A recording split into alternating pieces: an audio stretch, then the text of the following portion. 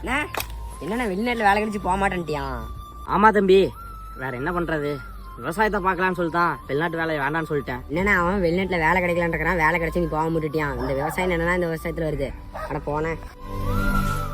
அந்த அண்ணன்கிட்ட என்னடா சத்தம் போட்டு இருக்கிற? அவர் பழகி தெரியாத மனுஷன்டா, வெளிநாட்டில் வேலை கிடைச்சும் போகலன்ட்டார். விவசாயம் பார்க்குறாராம். இந்த விவசாயத்தில் என்ன வருது? டேய், விவசாயம் பண்ணுறது ஏன்டா தப்பா நினைக்கிற? நான்லாம் காட்டை விற்று வீட்டை கட்டிட்டேன், திருப்பூரில் செட்டில் ஆகிட்டேன். இப்போ மாதம் கை நிறைய சம்பாதிக்கிறேன். எங்கள் அம்மா வேறு ஃபோன் பண்ணி எடுக்க மாட்டேங்குது, பவுர் வேறு பசிக்குது, என்ன சாப்பாடுன்னு வீட்டில் தெரில. இரு அப்பாவுக்கு ஃபோன் பண்ணுறேன். ஹலோ அப்பா, வீட்டில் என்னப்பா சாப்பாடு? கண்ணே, வீட்டில் அரிசி இல்லை கண்ணே, அதனால சாப்பாடு ஆக்கல கண்ணே, எண்ணெய் பருப்பு எதுவுமே கிடைக்கல கண்ணே. அப்பா நேத்தானப்பா சம்பள காசு வாங்கி கொடுத்தா, அதெல்லாம் வாங்கி வைக்காம என்னப்பா பண்ண? கண்ணே இல்லை கண்ணே, பணம்லாம் இருக்குது, ஆனால் அரிசி எங்கேயும் கிடைக்க மாட்டேங்குது கண்ணே. சரி இப்போ என்னப்பா பண்ணுறது இதுக்கு? கண்ணே ஒன்று பண்ணுறியா?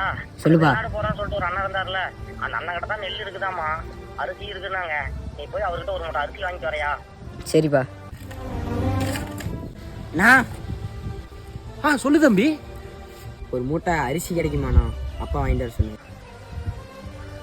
அரிசியா தம்பி? வீட்டில் இருக்குது, வீட்டுக்கு போ, எடுத்துற சொல்கிறேன். ஒரு மூட்டை என்ன 2 மூட்டையாக கூட எடுத்துகிட்டு போய்க்கோ, சரியா? உலகி தெரியாத மனுஷன்டா, வெளிநாட்டில் வேலை கிடைச்சும் போகலன்ட்டார், விவசாயம் பார்க்குறாராம்.